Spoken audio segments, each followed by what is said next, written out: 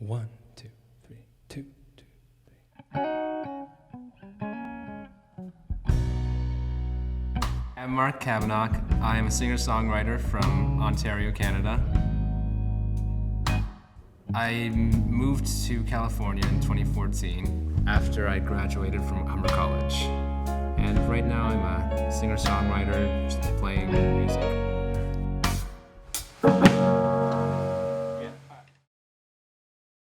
I started learning music when I was 5. That was with the piano.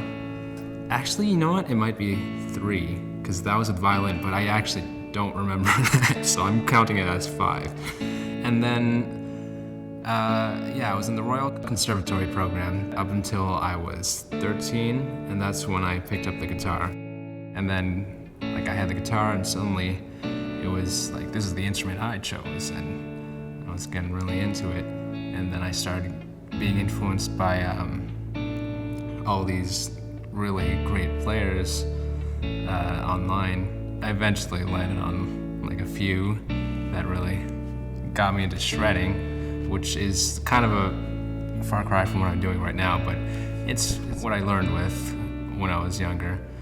So I learned a lot of licks from Steve Vai and Yngwie Malmsteen. Near around the end of high school, after about 4 years of listening to really heavy music, I heard Jason Mraz sing "I'm Yours," and I was like, wow, that was really, really cool. I think this is what I want to do.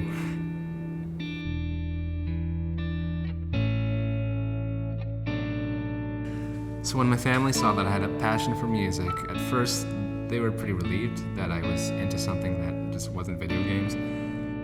But then they were very supportive. They paid for music lessons, paid for music college, and paid for instruments.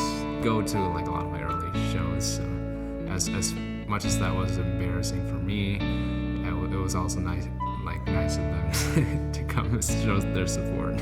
So I'm very grateful for them for doing that.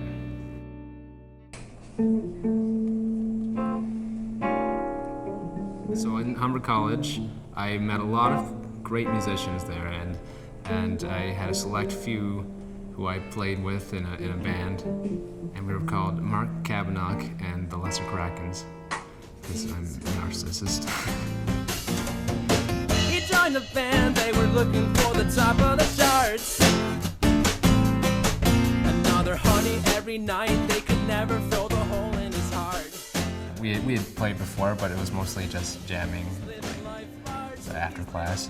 We stopped playing a while ago, but about that band, the way it started was, I think it was a battle of the bands.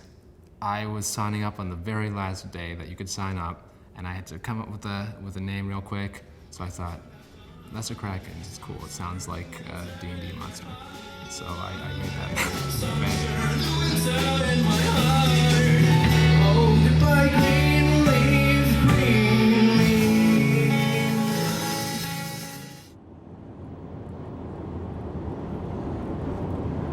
I think from a Canadian point of view, my main problem being in California now instead of Ontario is that mainly if I need a really good drummer or bassist, I have to do the Craigslist dance. But I'm starting to make a whole network here, so that's good.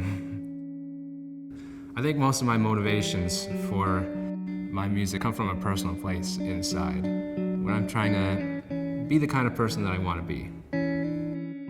When I'm making music, or even playing music, any part of music really, I have to say to myself, keep it simple, stupid. Because your first instinct is probably to put a lot of stuff in there, like a really busy guitar line or something like that. And it's not always in service of the song or the performance. It's just a matter of stepping back, taking a listen, and trying to hear what the track needs, and trying to figure out what kind of stuff you put in there that it really doesn't need. Does it service the song? Does it service the message that the song is trying to convey? Is it helpful at all? Those are the kind of questions that I ask myself when I'm making music.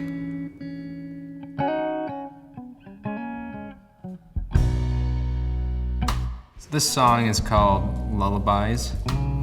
I wrote it for my sister's wedding, actually. I was trying to write this song. This was supposed to be all really emotional and heartfelt, and there's so much pressure behind it. I had a bit of help from a friend, Mark Cabunoc, and she gave me some lyrics, just flat out lyrics, and I made verses out of that, and then I just put some choruses together, made a bridge, and there's a song. Now, sing to you all of the songs that you loved as a child. How do I want people to feel when they hear my music? I want them to be into it, like that moment when you first hear that song that you're going to be listening to for the next 2 months. I want each song to be kind of like its own little world that you can immerse yourself into for 3 minutes, you know? Kind of like a movie, but it's a song.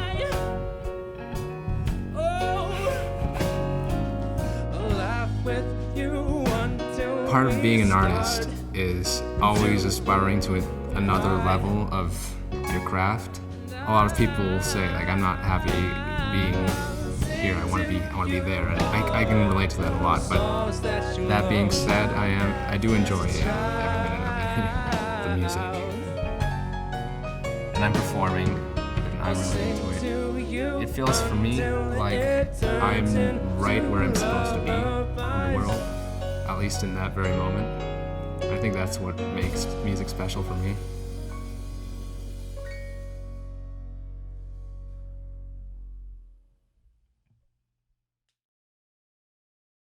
What are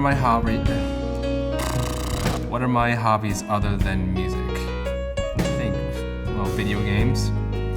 I like keeping up with TV, and I've just gotten into like just a little bit of interior decorating. 5 years from now, would I be doing the same thing?